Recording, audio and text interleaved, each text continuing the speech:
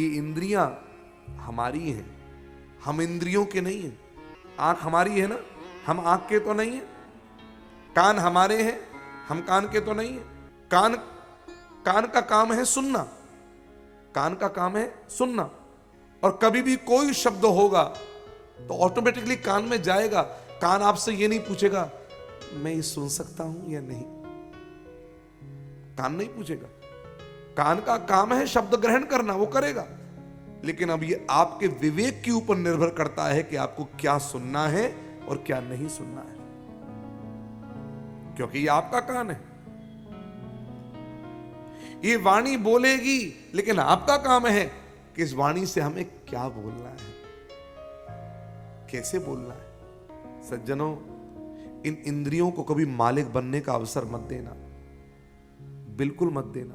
अगर नौकरों को, चपरासी को तुम डायरेक्टरशिप पर बैठा दोगे तो तुम्हारी फैक्ट्री डूब जाएगी। ये इंद्रियां नौकर हैं, इनको मालिक बनने का अवसर मत दो कि इन इंद्रियों के चलाए आप चले।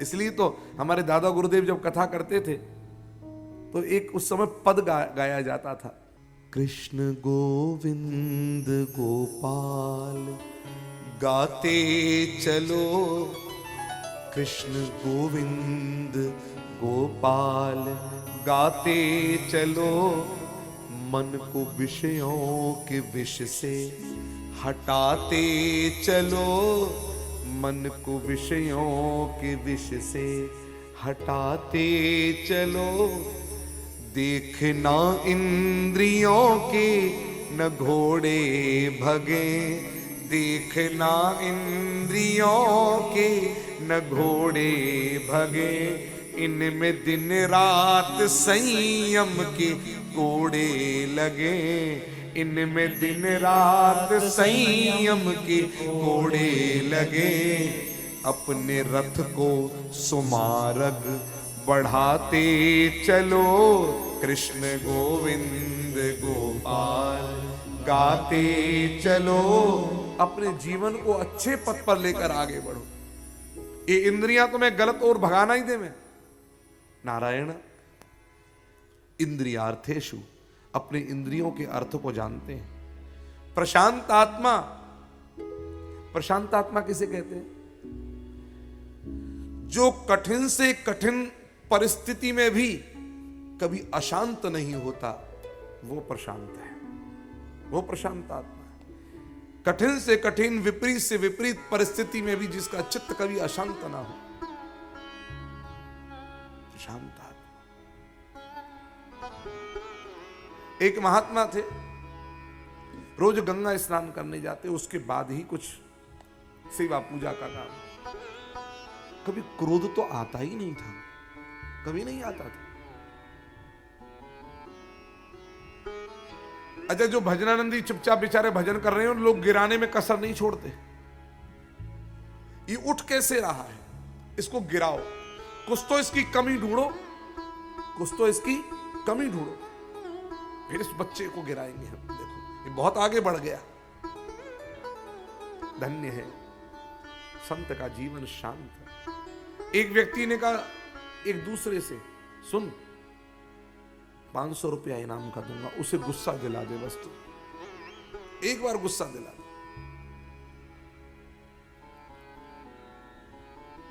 पहुंच गया, घड़ा पानी घड़े में भर के और पेड़ के ऊपर। वो महात्मा गंगा स्नान करके आए, जैसे ही पेड़ के नीचे से निकल रहे थे, घड़े का पानी मुंह में भरा और कल्ला कुल्ला किया। देखो गुस्सा आए। अब जैसी कुल्ला शरीर पे हुआ, कौन है नारायण। फिर गंगा स्नान करने गए, फिर गंगा स्नान करके फिर पानी, 2 बार 4 बार 10 बार, 100 से ऊपर, 100 बार गंगा, 108 बार गंगा स्नान। अब घड़े का पानी खाली हो गया। लेकिन घड़े का पानी क्या खाली हुआ, उस व्यक्ति के जीवन का कुविचार ही समाप्त हो गया। और जैसे ही महात्मा स्नान करके आए, उस चरणों में गिर के रोने लगा, महात्मन मुझसे बहुत बड़ा अपराध हो गया, मुझसे बहुत बड़ा अपराध हुआ।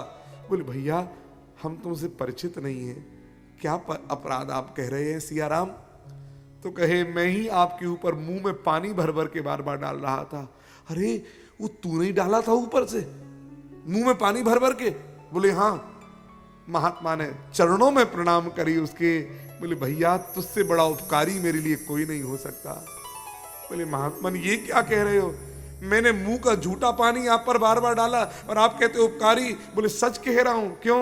रोज गंगा में एक बार स्नान करता था, आज तेरी कृपा से 108 बार स्नान किया, 108 बार डुबकी लगाई है। तो तेरे जैसा उपकारी मुझ पर कोई नहीं। ये संतों का हृदय है, संतों का जीवन। प्रशांत आत्मा, अशांत नहीं हो। और जितेंद्रिय, अपनी इंद्रिय को जीतना जानते हैं। पत्नी सुशीला है, सुंदर शीलवान है, दोनों भजन करते हैं, कृष्ण कृष्ण कृष्ण कृष्ण कृष्ण। इनके जीवन की स्थिति बताएं। हमारे गुरुदेव तो एक बात कहते हैं, हम सबका जीवन सुदामा ही है अगर हम समझें तो। क्यों? आज से 20-25 साल पुराने जीवन को याद करो, क्या था और आज क्या है।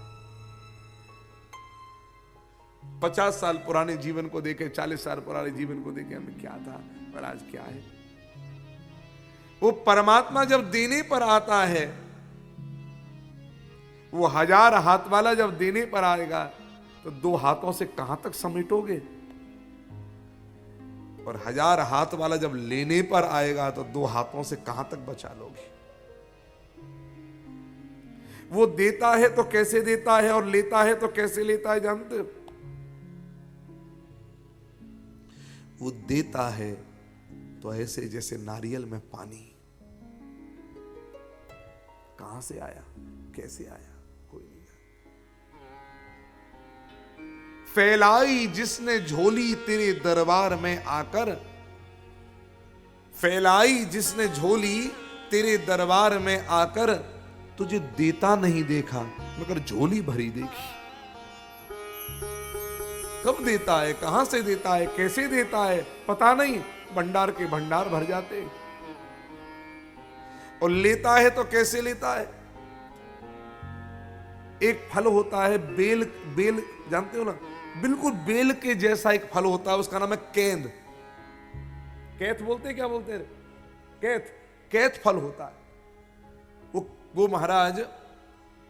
आप नैमिषारण्य जाएंगे तो हमने वहां पर नैमिषारण्य में जहां मनु जी महाराज शत्रुपा ने तपस्या करी, वहां कैथ का फल पेड़ पे लगे हुए देखे, बेल के जैसा ही होता है। इस फल को हाथी बड़े प्रेम से खाता है। और मजे की बात देखो, हाथी सूंड में लेकर के जब इसे खाता है, बेल में गूदा होता है कि नहीं होता? इसमें भी होता है।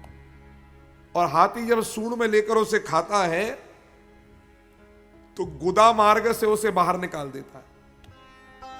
और मजे की बात देखो, वो फल जो है वो टूटता नहीं। उस फल के अंदर तोड़ोगे तो गुदा खाली हो जाता है। पेट में गया और बिना टूटे बाहर निकल रहा है और गुदा खाली हो गया। कहां से गया, कहां से निकला? तो लेने वाला परमात्मा जब लेने पर आता है। कोयले की खूब खदान थी, ईंट के भट्टे थे, सरकार ने तुरंत बैन कर दिया। लोग कपड़े तक समेट ना पाए, सामान तक समेट ना पाए, ताले लग गए। ताजमहल के पास में भी आपके कितनी सारी फैक्ट्री बंद हुई।